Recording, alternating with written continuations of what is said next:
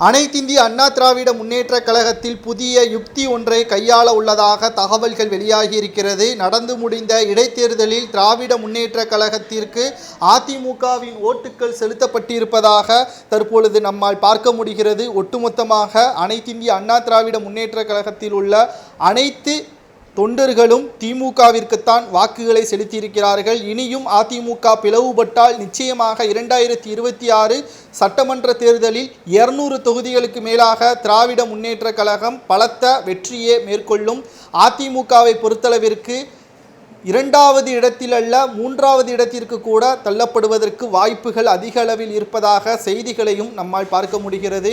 ஒருங்கிணைந்த அதிமுகவை உருவாக்க வேண்டும் என்று அதிமுகவின் அவைத்தலைவர் தமிழ்மகன் உசேன் அவர்கள் வெளியிட்டுள்ள அறிவிப்பும் எடப்பாடி பழனிசாமி அவர்கள் இதற்கு மறுப்பு தெரிவித்தால் அவரது பதவியை கூட நாங்கள் பறிப்பதற்கு தயங்க மாட்டோம் என்பதற்கேற்ப செய்திகளும் வெளியாகியிருக்கிறது. ஒட்டுமொத்தமாக அனைத்திந்திய அண்ணா திராவிட முன்னேற்ற கழகம் புதிய யுக்தியை பயன்படுத்த போவதாகவும் அதிமுகவிலிருந்து நீக்கப்பட்ட OPS சசிகலா, டிடிவி தினகரன் இவர்களை மீண்டும் கட்சிக்குள் இணைப்பதற்கு ஆர்வத்தை காட்டி வருகிறார்கள். முன்னாள் அமைச்சர்கள் 25 MLAக்கள் ஆலோசனையும் நடத்தப்பட்டு முடித்துவிட்டது. உங்களுக்கு பொதுச்செயலாளர் பதவி முக்கியமா, 2026 சட்டமன்ற தேர்தலில் அதிமுக வெற்றியடைவது முக்கியமா என்ற கேள்வியையும் அவர்களிடமே கேட்க ஆரம்பித்து விட்டார்கள். எடப்பாடி பழனிசாமியால் எதுவும் பேச முடியவில்லை.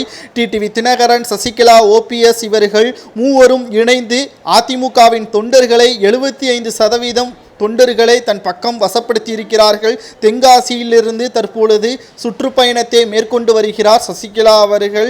இது மிகப்பெரிய ஒரு ஆபத்தாக அதிமுகவிற்கு முடிக்கப்படும் என்று அவைத்தலைவர் தமிழ்மகன் உசேன் அவர்கள் தெள்ள தெளிவாக பேசியிருக்கிறார். இனியும் பொறுத்தது போதும். அதிமுகவை மீட்டெடுக்கும் வேளையே அதிமுக மிக முக்கியமான ஒரு நோக்கத்துடன் செயல்பட்டு வருகிறது. 2026 அனைத்து தோல்விகளையும் நாம் பாடத்தை கற்றுவிட்டோம்.